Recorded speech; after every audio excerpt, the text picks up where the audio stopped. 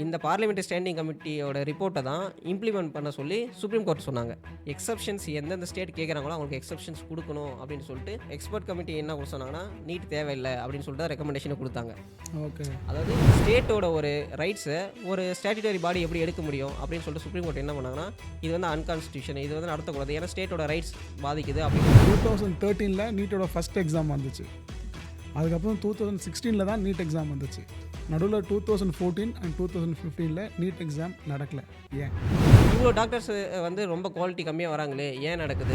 National medical council என்ன பண்ணாங்கன்னா, உங்கள்கிட்ட பணம் இருந்தால் போதும் நீங்கள் மெடிக்கல் காலேஜ் ஸ்டார்ட் பண்ணலாம் அப்படின்ற ஒரு நிலைமைக்கு வந்து எல்லாத்துக்கும் ரொம்ப சிம்பிளாக லைசன்ஸ் கொடுக்க ஆரம்பிச்சிட்டாங்க. எக்ஸாமினேஷனுக்காக கொண்டு வந்த ஒரு ஐடியா தான் ஒன் நேஷன் ஒன் எக்ஸாமினேஷன். அந்த கான்செப்ட் கீழே வந்து ஒரு ஐடியா தான் இந்த நீட்ன்ற மாதிரி ஐடியா. உங்களுக்கு நீங்கள் வந்து 420 மார்க், நான் 520 மார்க், எனக்கு 520 மார்க்கிட்ட காசு இல்லை, உங்கள் 420 மார்க் நீங்கள் எடுத்திருக்கீங்க, உங்கள்கிட்ட அமௌண்ட் இருக்குன்னா நீங்கள் தான் பே பண்ணிட்டு டாக்டர் ஆக போகிறீங்க. எல்லா ஸ்டேட்டும் வரணும், நான் உங்களுக்கு 2 வருஷம் தான் டைம் தருவேன், அதுக்குள்ளே உங்கள் சிஸ்டத்தில் சேஞ்ச் பண்ணிவிட்டு நீட் சிஸ்டத்துக்குள்ளே நீங்கள் வரணும் அப்படின்னு. நீட்டில் வந்து நல்ல மார்க் எடுத்திருக்காங்க, கிட்டத்தட்ட 720க்கு 700+ மார்க் எடுத்திருக்காங்க. அவங்க வந்து actually one of the top, எல்லா மெடிக்கல் இந்தியாவில் இருக்கிற டாப் மெடிக்கல் காலேஜில் அவங்க கவர்மெண்ட் சீட் கிடைக்கும் ஃப்ரீயாக. ஆனால் அந்த பொண்ணு வந்து எலிஜிபிள் இல்லைன்னு சொல்லிட்டாங்க. ஏன் போகிறீங்க? ஏன் என்னாச்சு? 12th அதை போட்டு ஃபெயிலாக. அந்த நாமக்கல் பாய்லர் கோழி வந்து இது ஒரு நீட்ன்றது இன்னொரு ஜெயில் கோழிங்க அப்படின்ற அளவு பழைய சிஸ்டத்தில் எது வந்து பிளாக் மணியாக இருந்துச்சோ அது வந்து இந்த சிஸ்டத்தில் ஒயிட்டாக மாறி இருக்குது. நீங்கள் பிளாக் மணியாக ஒயிட்டாக மாற்றுறதுக்கான ஒரு சிஸ்டம் வந்து வரணும்னு சொல்லலாம், தவிர மெடிக்கல் எஜுகேஷனை வந்து இம்ப்ரூவ் பண்ணுறதுக்கான சிஸ்டம் கொண்டு வரணும்னு நீங்கள் பேசி என்ன பிரயோஜனம்? 12th பேஸ்ட் மார்க் இருக்குல்ல, இந்த சிஸ்டத்தில் பேஸ் பண்ணி நம்ம ப்ரொஃபஷனல் கோர்ஸுக்கு மாணவர்களை வந்து எடுத்துக்கலாம் அப்படின்ற ரெக்கமெண்டேஷனை கொடுத்தது வந்து அயன்போ. ஹாய்ண்ணா. யூனியன் ஹெல்த் மினிஸ்டர் பதவி ஏற்கும்போது எதிர்கட்சியில் இருந்த எல்லாருமே நீட் நீட் அப்படின்னு கத்திட்டு இருந்தாங்க. ஓகே, நீட்னா என்ன? நீட்னா national eligibility cum entrance test. இதில் 2 வேர்டு இருக்குது, முக்கியமான 2 words, eligibility and entrance test. எக்ஸாம்பிளுக்கு இப்போ வந்து என்ட்ரன்ஸ் டெஸ்ட்னால் என்ன பண்ணுவாங்கன்னா, ஒரு எக்ஸாம் நம்ம எழுதுகிறோம், யார் டாப் 5 வராங்களோ அவங்களுக்கு அந்த டாப் 5 பொசிஷன் வந்தாங்களோ 5 போஸ்ட் வந்து 5 பேர் கொடுத்துருவாங்க. அந்த மாதிரி ஒரு சிஸ்டம் இருக்குது. இது வந்து எலிஜிபிலிட்டி டெஸ்ட். இதில் வந்து நீங்கள் வந்து 750க்கு இந்த மாதிரி 135 தான் கட் ஆஃப் அந்த மாதிரி சொல்லிட்டாங்கன்னா 135 கட் ஆஃப் எடுத்துட்டா நீங்கள் வந்து கன்ஃபார்மாக டாக்டர் கோர்ஸ் படிக்குவீங்க அப்படின்ற கட்டாயம்லாம் கிடையாது. இது ஏன்னா ஒரு எலிஜிபிலிட்டி டெஸ்ட். இப்போது நம்ம ஸ்கூல் படிக்கிறோம், இப்போ காலேஜ் படிக்கிறோம், இப்போது அடுத்து ஒரு ஸ்டெப்பாக ஒன்று ரிசர்ச் வரலையும் படிக்கிறாங்க, பிஜி படிச்சுட்டு ரிசர்ச் வரலையும் படிக்கிறாங்க. இந்த இடத்துல ஒவ்வொரு இடத்துக்கும் ஒவ்வொரு எக்ஸாம் எழுதுகிறோம்ல, இந்த எக்ஸாமில் ப்ரொஃபஷனல் கோர்ஸுக்கான முக்கியமான ஸ்டெப்ஸ் இருக்குது. இப்போது டாக்டர் படிக்கிறவங்க, இன்ஜினியர் படிக்கிறவங்களாம் இந்த மாதிரி ஒவ்வொரு ஸ்டேட்டும் ஒவ்வொரு யூனியன் டெரிட்டரியும் இல்லை ப்ரைவேட் காலேஜ் அவங்க தனித்தனி சிஸ்டம் வச்சுருப்பாங்கள்ல, இந்த சிஸ்டத்தெலாம் ஒன்றா சேர்த்து எல்லாரும் ஒரே எக்ஸாம், எல்லோரும் டாக்டர் தானே ஆக போகிறீங்க, எல்லோரும் ஒரே ஒரு எக்ஸாமை எழுதுங்க அப்படின்னு சொல்ல வந்த இப்போது அதிகமாக பொலிட்டிக்கல் சினாரில் பேசுகிறாங்களே, one nation one election, one nation one language, one nation one ration card. இந்த ஸ்கீமில் எக்ஸாமினேஷனுக்காக கொண்டு வந்த ஒரு ஐடியா தான் ஒன் நேஷன் ஒன் எக்ஸாமினேஷன். அந்த கான்செப்ட் கீழே வந்த ஒரு ஐடியா தான் இந்த நீட்ன்ற மாதிரி ஐடியா. இப்போ நீட் எக்ஸாமை யார் கண்டக்ட் பண்ணுறா? நீட்ன்றது வந்து நேஷ்னல் டெஸ்டிங் ஏஜென்சி. இப்போது என்டிஏன்னு ஒரு ஆர்கனைசேஷன் வந்தால் கண்டக்ட் பண்ணுறாங்க. கிட்டத்தட்ட 2013 2018 இதில் சென்டரில் 2 வருஷம் வந்து எக்ஸாம் நடக்கலை. இந்த 2018 வரலையும் யார் எக்ஸாம் நடத்துனாங்கன்னா சிபிஎஸ்சி தான் நடத்துனாங்க. அதுக்கடுத்து வந்து நேஷ்னல் டெஸ்டிங் ஏஜென்சியை ஃபார்ம் பண்ணாங்க. எல்லா எக்ஸாமினேஷனும் நேஷ்னல் டெஸ்டிங் ஏஜென்சி கிட்ட போயிடுச்சு.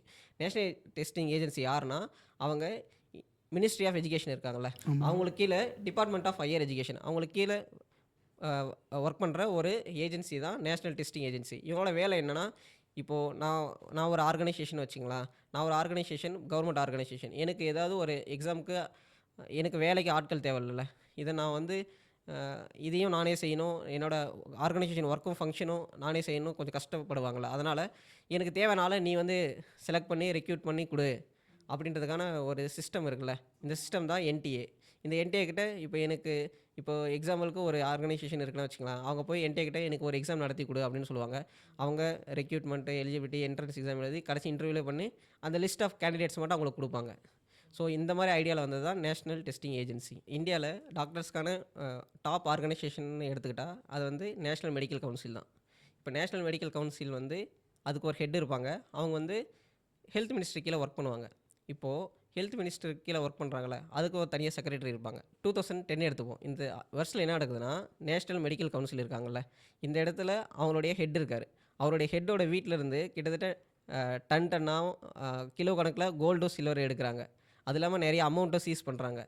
இது என்னத்தை காட்டுதுன்னா, அங்கே ஏதோ ஒரு ஊழல் நடந்திருக்கு, இவர் நிறைய பணம் சம்பாதிச்சிருக்காரு அப்படின்றத காட்டுறது. அவருடைய பேர் வந்து கேட்டன் தேசாய். அவர் வந்து குஜராத்தை சேர்ந்தவர். அவரும் குஜராத்தியா? அவர் குஜராத்தி தான். இப்போது இதில் ஒரு சுவாரஸ்யமான விஷயம் இருக்குது. இந்த விஷயத்தில் அடிப்படுற இன்னொரு முக்கியமான பேர் இருக்குது. அந்த பேர் யாருன்னா, நம்ம பாட்டாளி மக்கள் கட்சியோட முதல்வர் வேட்பாளர் ஓ, நம்ம அன்புமணி ராமதாஸ். சூப்பர். இப்போ நம்ம ரீசெண்டாக கேட்கும்போது அன்புமணி வந்து நிறைய கோர்ட்டுக்குள்ளே போயிட்டு வராரு அப்படின்னு சொல்கிறாங்களே, அது கிட்டத்தட்ட இந்த கேஸ் கனெக்ட் ஆனது தான். ஏன்னா இந்த யூபிஏ கவர்மெண்ட்டில் ஹெல்த் மினிஸ்டராக இருந்தவர் அவர் தான். 2010 ஹெல்த் மினிஸ்டர் அன்புமணி ராமதாஸ். இந்த யூபிஏ 1 and 2 கவர்மெண்ட்ஸ் இருக்குல்ல, இந்த டைமில் வந்து அவரும் ஹெல்த் மினிஸ்டராக இருந்தார். இந்த டைமில் தான் அவருக்கு கீழே ஒர்க் பண்ணவங்க தான் இவங்களாம். ஓகே. இப்போது இவங்க என்ன, நேஷனல் மெடிக்கல் கவுன்சில் ஏன் இவ்வளோ பணம் வருது, ஏன் இப்படி நடக்குதுன்னா, நேஷனல் மெடிக்கல் கவுன்சில் என்ன பண்ணுவாங்கன்னா, இப்போ ஸ்டேட்டில் ஒரு காலேஜ் இருக்குன்னா வச்சுங்க, ப்ரைவேட் காலேஜ். அவங்க என்ன பண்ணுவாங்கன்னா, மெடிக்கல் காலேஜ் ஸ்டார்ட் பண்ணோம். இப்போ நான் வந்து இந்தியன் சிட்டிசன், எனக்கு வந்து மெடிக்கல் காலேஜ் ஸ்டார்ட் பண்ணோம். நான் போய் யார்கிட்ட மெடிக்கல் காலேஜ் வாங்குறதுக்கான பர்மிஷன் வாங்கினா, நேஷ்னல் மெடிக்கல் கவுன்சிலில் போய் தான் பர்மிஷன் வாங்கணும். இப்போது நேஷ்னல் மெடிக்கல் கவுன்சில் என்ன பண்ணாங்கன்னா, உங்கள்கிட்ட பணம் இருந்தால் போதும், நீங்கள் மெடிக்கல் காலேஜ் ஸ்டார்ட் பண்ணலாம் அப்படின்ற ஒரு நிலைமைக்கு வந்து எல்லாத்துக்கும் ரொம்ப சிம்பிளாக லைசன்ஸ் கொடுக்க ஆரம்பிச்சிட்டாங்க. இப்போது சிம்பிளாக லைசன்ஸ் கொடுக்கும்போது என்ன ஆகுனா, ஒரு மெடிக்கல் காலேஜ்னா அது என்னென்னா, மெடிக்கல் காலேஜ்னா மெடிக்கல் ஸ்டூடெண்ட் படிக்கிறதுக்கான இன்ஃப்ராஸ்ட்ரக்சர் வித் மெடிக்கல் ஹாஸ்பிட்டல்ஸ். அப்படின்னும் போது மெடிக்கல் காலேஜ் ஸ்டார்ட் பண்ணும்போது உங்களுக்கு ஸ்டூடெண்ட்ஸ்க்கான எல்லா சீட் நம்பர்ஸும் இன்க்ரீஸ் பண்ணி கொடுக்குறாங்கல்ல. இந்த ப்ராப்ளம் என்ன ஆயிடுச்சுன்னா, நிறைய ஊழலும் ஆயிடுச்சு, குவாலிட்டி ஆஃப் எஜுகேஷனும் ப்ரைவேட் இன்ஸ்டியூஷனில் வந்து ரொம்ப கம்மி. இந்த குவாலிட்டி ஆஃப் எஜுகேஷன் வந்து ரொம்ப குறையும் போது என்ன டிஸ்கஷன் நடக்குதுன்னா, இவ்வளோ டாக்டர்ஸ் வந்து ரொம்ப குவாலிட்டி கம்மியாக வராங்களே, ஏன் நடக்குது அப்படின்ற பேச்சு வந்து பேச ஆரம்பிச்சிட்டாங்க. இதுக்கடுத்த நேஷ்னல் மெடிக்கல் கவுன்சில் என்ன பண்ணாங்கன்னா, 2010 பக்கம் இந்த ப்ராப்ளம் வெளியே வரும்போது நிறைய டிஸ்கஷன் போயிட்டு இருந்துச்சு. இப்போ 2013 என்ன பண்ணாங்கன்னா, எதுக்கு private colleges, state governments, national universities, national medical காலேஜஸ்லாம் தனித்தனி எக்ஸாம் நடத்திட்டு இருக்காங்க. எல்லா எக்ஸாமும் நம்ம நடத்திட்டா எல்லாத்துக்கும் டாக்டர்ஸ்க்கு நாம தானே ஹெட்டு, நம்மளே எக்ஸாம் நடத்தலாம் அப்படின்னு ஒரு காமனாக ஒரு என்ட்ரன்ஸ் எக்ஸாம் கொண்டு வரலாம் அப்படின்னு பேசுனாங்கல்ல. அந்த ஐடியாவில் வந்தது தான் இந்த நீட். கிட்டத்தட்ட 2013 வந்துச்சு. 2013 நீட்டோட ஃபஸ்ட் எக்ஸாம் வந்துச்சு. ஓகே. அதுக்கப்புறம் 2016 தான் நீட் எக்ஸாம் வந்துச்சு. நடுவில் 2014 அண்ட் 2015 நீட் எக்ஸாம் நடக்கலை. ஏன்? இப்போது 2013 வந்து நேஷ்னல் மெடிக்கல் கவுன்சில் வந்து சிபிஎஸ்சி வச்சு எக்ஸாம் நடத்திட்டாங்க நீட்.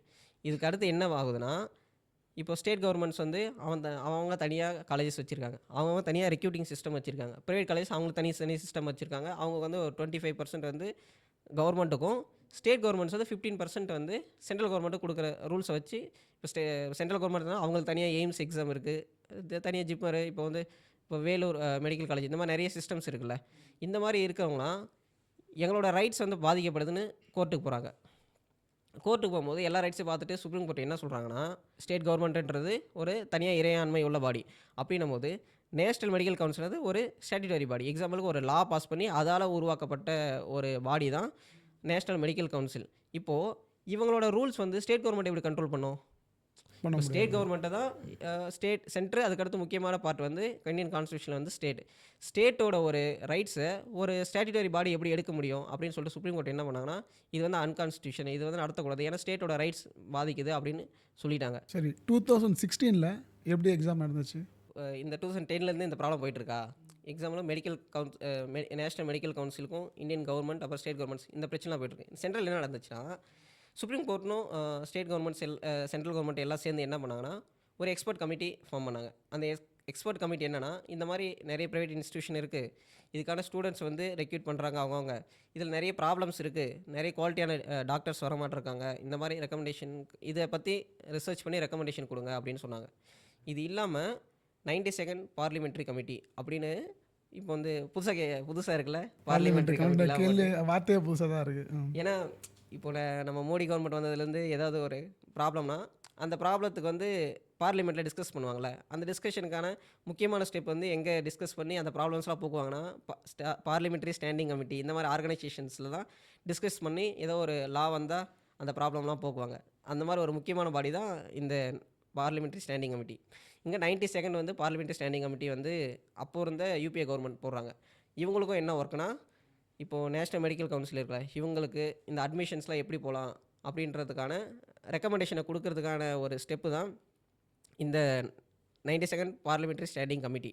இதை ஃபார்ம் பண்ணிட்டாங்க. அவங்க இப்போ வந்து எக்ஸ்பர்ட் கமிட்டி இருக்காங்கல்ல, நேஷ்னல் மெடிக்கல் கவுன்சில் ஹெட் பண்ணுற இவங்க நேஷ்னல் மெடிக்கல் கவுன்சில் ஹெட் பண்ணுற எக்ஸ்பர்ட் கமிட்டி என்ன சொன்னாங்கன்னா, நீட்ன்றது தேவை கிடையாது, அவன் ஸ்டேட்டுக்கான ரைட்ஸ் இருக்குது, அது வந்து நம்ம ஓவர் கம் பண்ணால் நல்லா இருக்காது.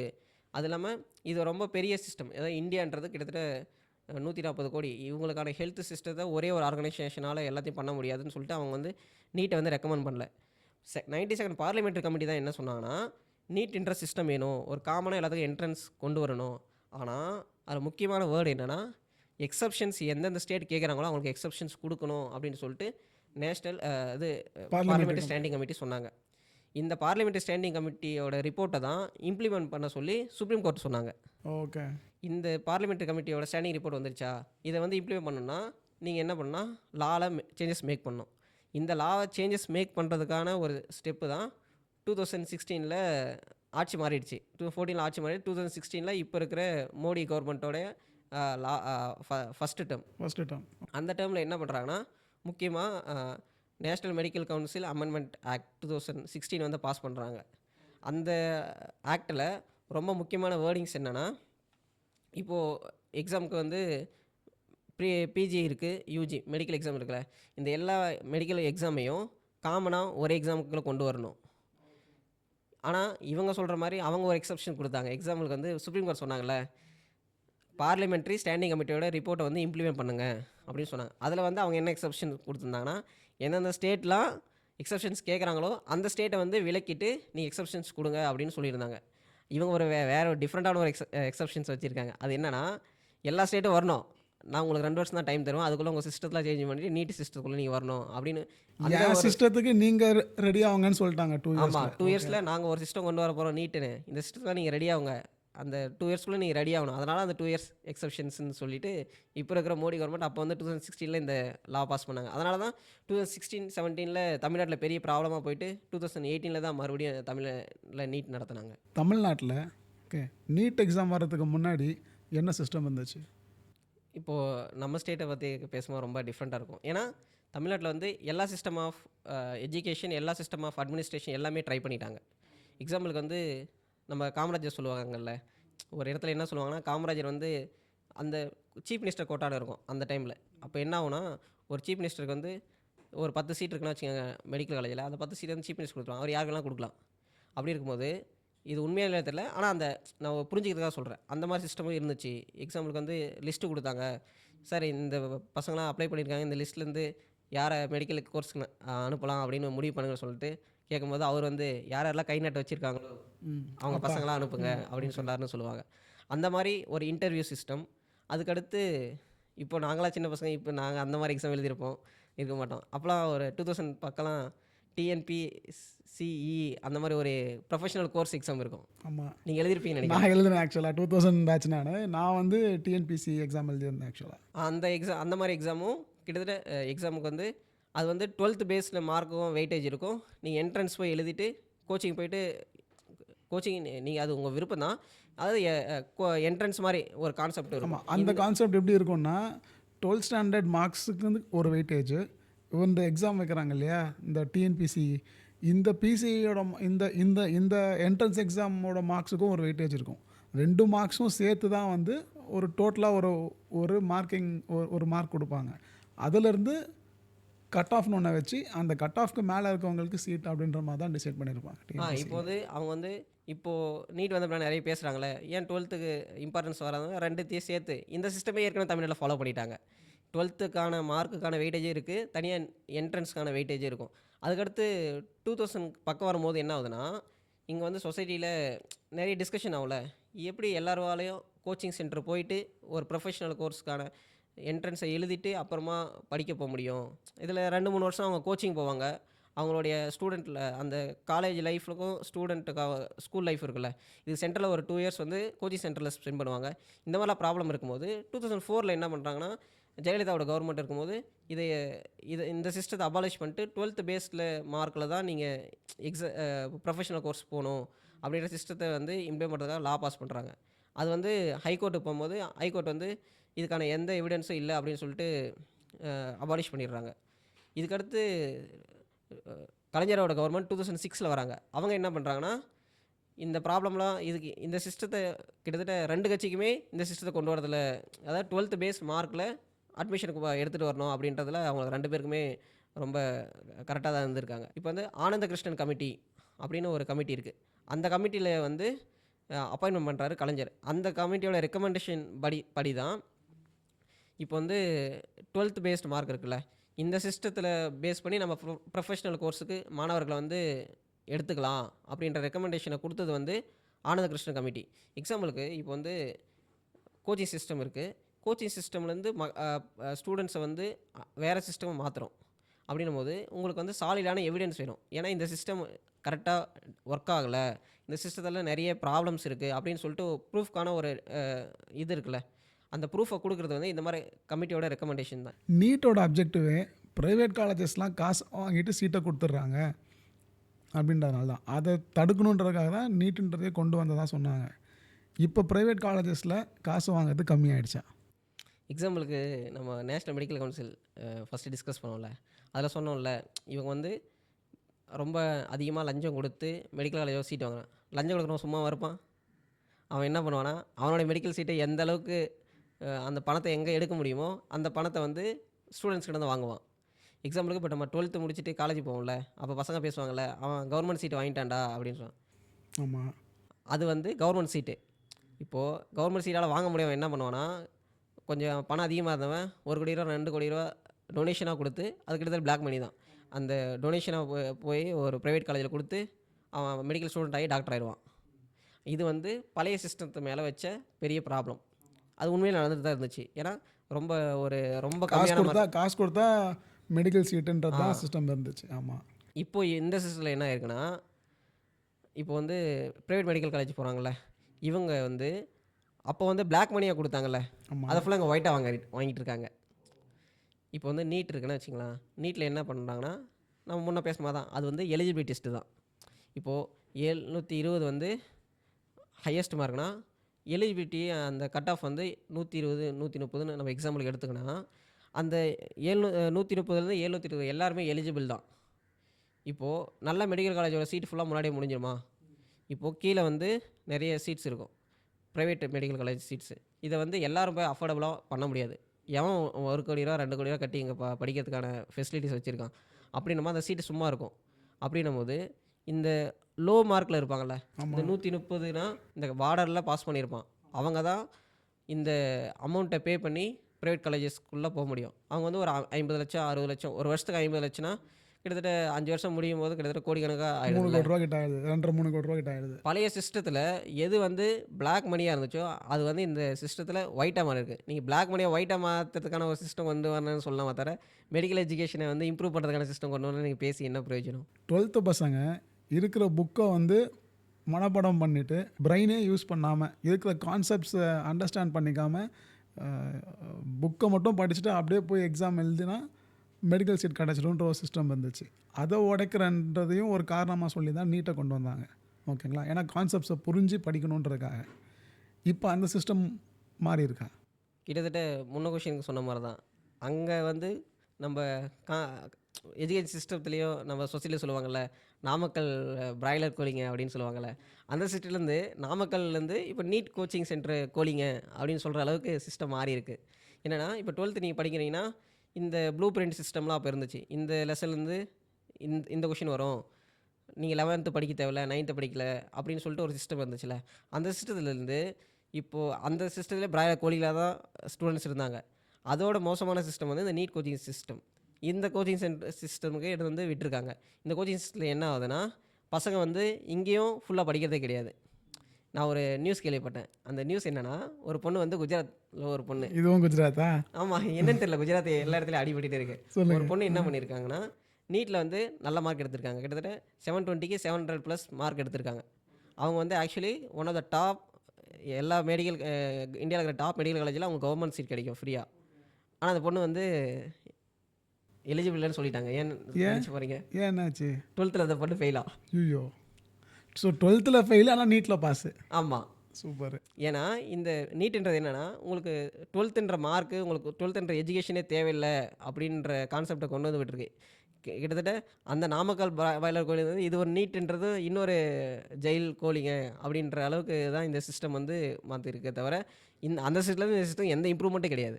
இன்னொரு காரணம் என்ன சொன்னாங்கன்னா, நீட் கொண்டு வரும்போது படிக்கிற பசங்க நிறைய செலவு பண்ணுறாங்க. ஏன்னா வந்து இந்த ஒரு பர்டிகுலர் ஸ்கூலில் படித்தா பயங்கரமாக ட்ரைனிங் கொடுப்பாங்க, பசங்க வந்து மெடிக்கல் சீட்டை வாங்கிடுவாங்க. ஆனால் அந்த ஸ்கூலோட ஃபீஸ் வந்து ரொம்ப ஜாஸ்தி, இருந்தாலும் பரவாயில்ல அப்படின்ட்டு நிறைய பேர் லேண்டெல்லாம் விற்று பசங்களை போய் படிக்க வைக்கிறாங்க.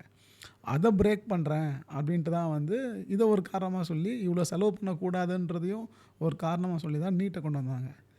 இப்போ அந்த சிஸ்டமும் மாறி இருக்கா? இந்த சிஸ்டம் இன்னும் ரொம்ப பெரிய டேமேஜான சிஸ்டம் மாறி இருக்கு. இப்போ வந்து நம்ம சொல்ல மாதிரி இப்போ பிராய்லர் கோழி சிஸ்டம்னு சொன்னோம்ல நாமக்கல், அந்த ஸ்கூலோட ஃபீஸ் சிஸ்டம் கிட்டத்தட்ட 5 லட்சம் 10 லட்சம் இருக்கும். ஏன்னா நிறைய மெடிக்கல் சீட் பசங்க நாங்கள் அனுப்புகிறோம் அப்படின்னு சொல்லிட்டு விளம்பரப்படுத்தி நிறைய ஃபீஸ் வாங்குவாங்க. இப்போ என்ன நடந்ததுன்னா, நீ பிராய்லர் கோழி சிஸ்டம் அந்த ஸ்கூல் ஃபீஸ் கட்டுவீங்களே, அந்த ஃபீஸை எல்லாம் திரும்பி நீட்டு கட்டிகிட்டு இருக்காங்க, நீட் கோச்சிங் இன்ஸ்டியூட் கட்டிகிட்டு இருக்காங்க.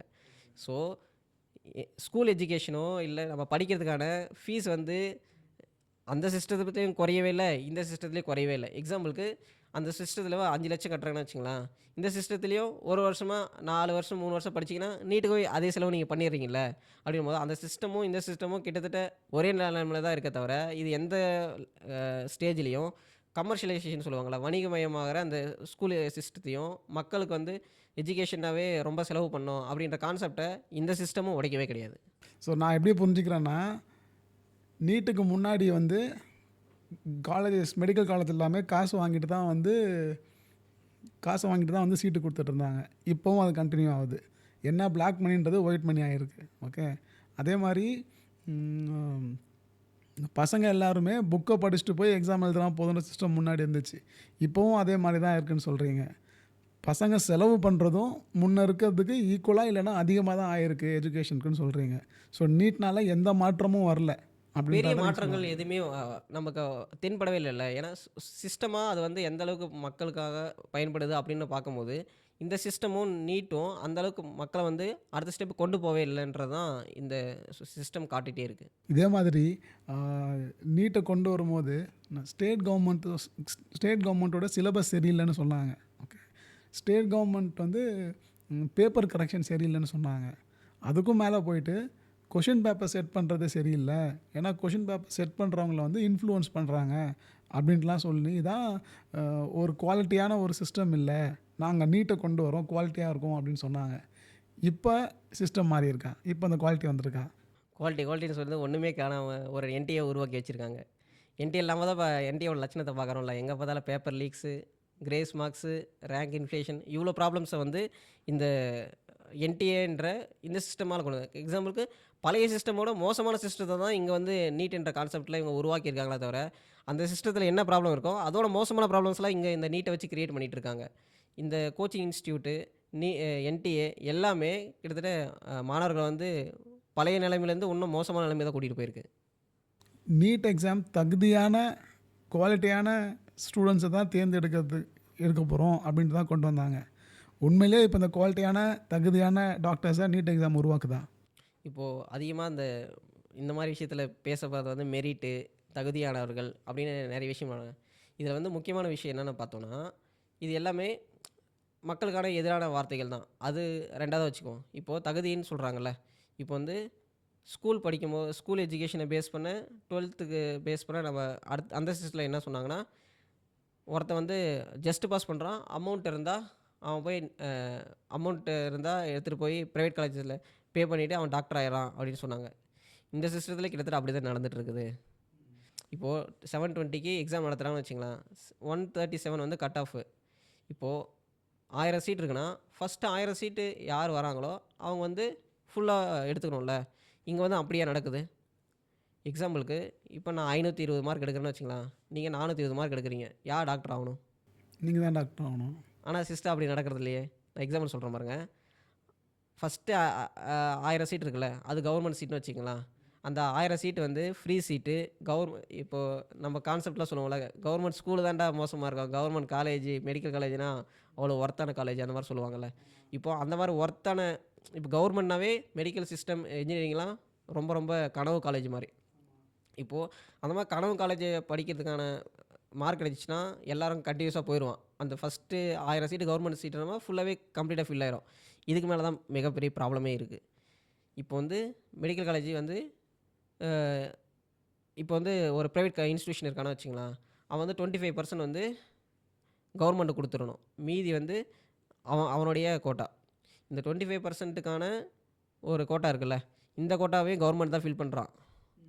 இப்போ நானும் நீங்களும் இருக்கோன்னு வச்சுங்களேன், அந்த 25% வந்து கவர்மெண்ட் எய்டடுங்கும்போது அது கொஞ்சம் ஃபீஸ் கம்மியாக இருக்கும். தமிழ்நாட்டிலாம் கவர்மெண்ட்டே கூட பே பண்ணுற சிஸ்டம்லாம் இங்கே இருக்குது. அதை விட்டுருவோம். அதுக்கடுத்து ஒரு பெரிய க்ரன்ச் இருக்குது பார்த்தீங்களா, ப்ரைவேட்டுக்கான அவங்களுடைய சீட்ஸு. இந்த இடத்துல வந்து ஒரு சீட்டுக்கு ஒரு வருஷத்துக்கு 50-60 லட்சம் அப்படின்னு நீங்கள் பே பண்ணா உங்கள்கிட்ட அமௌண்ட் யார் இருக்குது, யார் அமௌண்ட் வச்சுருக்கானோ அவன் தான் அந்த அமௌண்ட்டை பே பண்ணிட்டு டாக்டர் ஆக போகிறான். எக்ஸாம்பிளுக்கு நீங்கள் வந்து 420 மார்க், நான் 520 மார்க். எனக்கு 520 மார்க்கிட்ட காசு இல்லை, உங்கள் 420 மார்க் நீங்கள் எடுத்திருக்கீங்க, உங்கள்கிட்ட அமௌண்ட் இருக்குன்னா நீங்கள் தான் பே பண்ணிட்டு டாக்டர் ஆக போகிறீங்க. அப்படின்னும் போது தகுதியிலே பழைய சிஸ்டத்தில் ஒரு தகுதி சொன்னாங்கள்ல, அதுலேருந்து ஒரு சின்ன ஒரு மைன்யூட் இம்ப்ரூவ்மெண்ட் என்னென்னா, அவனுக்கு ஒரு எலிஜிபிலிட்டி கொண்டு வந்திருக்கீங்க, அவ்வளோதான். இங்கே எலிஜிபிலிட்டி கிடையாது. இங்கே எலிஜிபிலிட்டி மட்டும்தான் ஒரு இம்ப்ரூவ்மெண்ட்டை தவிர வேறு எந்த ஒரு சேஞ்சஸுமே பழைய சிஸ்டம்லேருந்து இது கொண்டு வரவே கிடையாது. இதை பார்க்கும்போது என்னென்னா, பழைய சிஸ்டத்துவே என்ன வந்துச்சு அதே தானே இங்கே இருந்துச்சு, நீங்கள் எதுக்கடா புது சிஸ்டம் கொண்டு வந்தீங்கன்னு கேட்குற மாதிரி இருக்குது. டிஎன்பிசி எக்ஸாமை ஏடிஎம்கே ஒழிக்க ட்ரை பண்ணாங்க, ஆனால் பண்ண முடியல. அதுக்கப்புறம் கலைஞர் கவர்மெண்ட் வந்ததுக்கப்புறமா அவர் வந்து தனிநபர் கமிஷன் வச்சு டிஎன்பிசி எக்ஸாமை அபாலிஷ் பண்ணார். ஓகே, ஸோ ரொம்ப சர்ப்ரைசிங்காக போத் ஏடிஎம்கே அண்ட் டிஎம்கே 2 பேரும் ஒரு விஷயத்தை வந்து அழிக்கணும்னு பார்த்துருக்காங்க. ஸோ அந்த டிஎன்பிசி எக்ஸாமில் அவ்வளோ பெரிய பிரச்சனை என்ன இருந்துச்சு? இப்போது நம்ம வந்து இதுவும் என்னென்னா, இதுவும் கிட்டத்தட்ட என்ட்ரன்ஸ் எக்ஸாம் மாதிரியான ஒரு கான்செப்ட் தானே. இப்போது என்ட்ரன்ஸ் எக்ஸாமுக்கான கோச்சிங்க்கு யாரெல்லாம் அஃபோர்டபுள் அப்படின்னு பார்க்கணும். இப்போது 2006-07 பார்க்கும்போது தமிழ்நாட்டோட எக்கனாமி கூட இப்போ இருக்கிற பெரிய எக்கனாமி கிடையாது. அப்போ தனி நபர் வருமானமும் ரொம்ப கம்மி. ஒரு ஃபேமிலியால் எந்த அளவுக்கு உங்களால் எஜுகேஷனுக்காக செலவு பண்ண முடியும் அப்படின்றது ரொம்ப ரொம்ப முக்கியமான விஷயம். இப்போது நான் 12th முடிச்சிட்டேன். இப்போ வந்து எனக்கு வந்து 18 ஆகுதுன்னு வச்சுங்களேன். அடுத்து நான் ஒரு 3 வருஷம் காலேஜ் படிக்கிறேன்னா டிகிரி ஹோல்டர் ஆயிடுவேன். அதுக்கடுத்து ஒரு 2 வருஷத்தில் நான் 24-25 வயசில் ஏதோ வேலைக்கு போகிறேன். அப்படின்ற சொசைட்டியில் அது வந்து கரெக்டாக இருக்கும். இப்போது நான் சென்ட்ரலில் ஒரு 3-4 வருஷம் கோச்சிங் எடுக்கிறேன்னு வச்சுக்கேன், அதுக்கான அஃபோர்டபிலிட்டி எந்த சொசைட்டி எல்லாருக்குமே இருக்குமா அப்படின்றது தான் இங்கே முக்கியமான கேள்வி. இது வந்து என்டிஎன் இந்த இப்போது இந்த கோச்சிங் இன்ஸ்டியூட் இருக்குல்ல, இதுக்கு நிறைய செலவு பண்ணணும். டைமிங் ரொம்ப கன்சியூம் பண்ணுற சிஸ்டமும் இது. அது இல்லாமல் இது வந்து இன்டெரக்டாக என்ன பண்ணுதுன்னா, ஸ்கூல் எஜுகேஷன் ஒரு சிஸ்டம் இருக்குல்ல முன்னாடி நம்ம படிக்கிறது, இதோட வேல்யூவே ரொம்ப ரொம்ப குறைக்குது இந்த கோச்சிங்ன்றது. அப்படின்னும் போது ஸ்கூல் எஜுகேஷனுக்கான கண்டிப்பான வேல்யூ இருக்கணும். கமர்ஷியேஷனை குறைக்கணும். எல்லா பீப்புளோட ரெப்ரசன்டேஷனும் சீக்கிரமாக கவர்மெண்ட் செக்டருக்குள்ளேயோ இல்லை எஜுகேஷன் செக்டருக்குள்ளேயோ இல்லை எம்ப்ளாய்மெண்ட்டுக்குள்ளேயோ வரணும்னா நீங்கள் அதை வந்து ரொம்ப அஃபோர்டபுளான ஒரு சிஸ்டமால் தான் கொண்டு வர முடியும். எக்ஸாம்பிளுக்கு நீங்கள் 12th எக்ஸாம் எழுதிருப்பீங்க, இப்போ நிறைய கோச்சிங் சென்டர் எக்ஸாம் எழுதிருப்பீங்க. எந்த எக்ஸாம் உங்களுக்கு அப்ளை பண்ணுறதுக்கு ரொம்ப ஈஸியாக இருக்கும்? எந்த எக்ஸாம் அப்ளை பண்ணுறது ஈஸியாக இருக்கும்னா, எது ஃபீஸ் கம்மியாக இருக்கோ அதை அப்ளை பண்ணுறது தான் ஈஸியாக இருக்கும். அதோட முக்கியமான விஷயம், நீங்கள் 12th தனியாக எக்ஸாமுக்கு அப்ளை பண்ணிங்களா? இன்னும் அப்ளை பண்ண மாதிரி ஞாபகம் இல்லை. ஏன்னா படிச்சுட்டே இருக்கோம், அதை அப்படியே ஸ்கூல் வரும். ஆமாம், ஏன்னா அது ரொம்ப சிம்பிளான சிஸ்டமில். இதே நீங்கள் ஒரு நீட்டுக்கான கோச்சிங்கோ இந்த மாதிரி கோச்சிங் சிஸ்டம்லாம் வந்தீங்கன்னா அதுக்கு தனியாக ஃபீஸ் கட்டணும். அது இல்லாமல் என்ட்ரன்ஸ் எக்ஸாம் எழுதுனா அதுக்கு தனியாக எக்ஸாமுக்கு வந்து ஒரு நாள் ஒதுக்கி வேறு சென்டர் போடுவான், தூரமாக போடுவாங்க. அந்த மாதிரி ஒரு ரொம்ப காஸ்ட்லியான சிஸ்டம் வந்து அந்த நீட் கோச்சிங், அந்த என்ட்ரன்ஸ் பேஸ்டு எக்ஸாம். இந்த சிஸ்டத்தை நிறைய பேரால் அஃபோர்டபுள் பண்ண முடியாது. இது நிறைய பேரால் அஃபோர்டபுள் பண்ண முடியாது, அந்த பீப்புள் வந்து பார்ட்டிசிபேட்டே பண்ண முடியாது. ஒரு இடத்துல ஒரு ப்ரோக்ராம் நடக்குதுன்னா அதில் எல்லாரும் பார்ட்டிசிபேட் பண்ணால் தான் அந்த ப்ரோக்ராம் வந்து எல்லாத்துக்கும் சேர்ந்ததாக அர்த்தம். இப்போது இந்த மாதிரி சிஸ்டம் இருக்கும்போது நிறைய பேர் பார்ட்டிசிபேஷனுக்கே வரமாட்டிருக்காங்க. ஸோ எல்லாத்தையும் பார்ட்டிசிபேட் பண்ண வைக்கணும் அப்படின்றது கொண்டு வந்தது தான் இந்த 12th பேஸ்டு மார்க்கு. ஏன்னா நீ 12th பேஸ்டு மார்க்கை எடுக்கும்போது உங்களுக்கு வந்து தனியாக செப்பரேட் எக்ஸாம் இல்லை, எல்லாருமே 12th எக்ஸாம் எழுத போகிறான். அது இல்லாமல் அது வந்து சிம்பிள் எக்ஸாம். ஏன்னா இவங்க எக்ஸாம்பிளுக்கு நீங்கள் உங்கள் ஸ்கூல்லே எழுதுவீங்க, மோஸ்ட்லி பக்கத்து ஸ்கூலில் எழுதுவாங்க, பக்கத்து ஊர்லேயே எழுதுவாங்க. அப்படின்னும் போது உங்களுக்கு வந்து ரொம்ப காஸ்ட்டாகவும் அந்த எக்ஸாம்ஸ் வந்து ரொம்ப கம்மி. அது இல்லாமல் எப்படியா இருந்தாலுமே நீட்டு நடக்குதோ இல்லையாம, ஆனால் கன்ஃபார்ம் எல்லா வருஷமும் 10th 12th எக்ஸாம் எழுதி தானே ஆகணும். அதுக்கான மார்க் ஷீட்டு வந்து ஆகணும். அப்போது இந்த சிஸ்டத்தில் நீங்கள் எடுக்கும்போது ஏற்கனவே எக்ஸிஸ்டிங் சிஸ்டம் இது கண்டிப்பாக இருந்தே ஆகணும். இந்த சிஸ்டத்தில் நீங்கள் மார்க் எடுக்கும்போது ரொம்ப ஈஸியாகவும் இருக்கும், மக்களுக்கும் கொஞ்சம் அண்டர்ஸ்டாண்ட் பண்ணுறதுக்கு சிம்பிளாக இருக்கும் அப்படின்னு கொண்டு வந்தது தான் இந்த 12th பேஸ்டு மார்க்கில் தமிழ்நாடு நடத்துறது. இப்போது தமிழ்நாட்டில் வந்து இன்னொரு முக்கியமான சிஸ்டம் இருக்குது. அது என்னென்னா, இப்போது ஹெச்ன்னு சொல்லுவாங்க. அது வந்து அதுக்கடுத்து ஹெச்பி, ஹெச்ஐ. இது என்னென்னு விசா மாதிரி இருக்கு ஆக்சுவலாக. வீசமாக இருக்குல்ல. ஆனால் இதில் வந்து ஹெச்ன்றது வந்து ஹையர் செகண்டரியை குறிக்குது.